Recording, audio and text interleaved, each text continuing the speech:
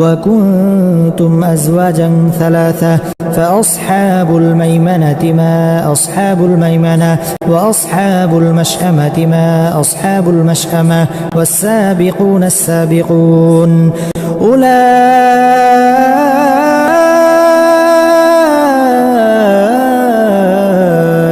المقربون في جنات النعيم।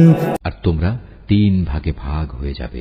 প্রথমত হবে ডান দিকের দল, জানো এই ডান দিকের দলটি কত সৌভাগ্যবান। দ্বিতীয়ত হবে বাম দিকের দল, আরে বাম দিকের দলটি কত হতভাগা। তৃতীয়ত হবে অগ্রবর্তী ঈমান আনয়নকারী দল, এরাই হল মূলত প্রধান অগ্রগামী দল। এরা হচ্ছে আল্লাহ তাআলার একান্ত ঘনিষ্ঠ বান্দা। এরা অবস্থান করবে নিয়ামতে পরিপূর্ণ জান্নাত সমূহে।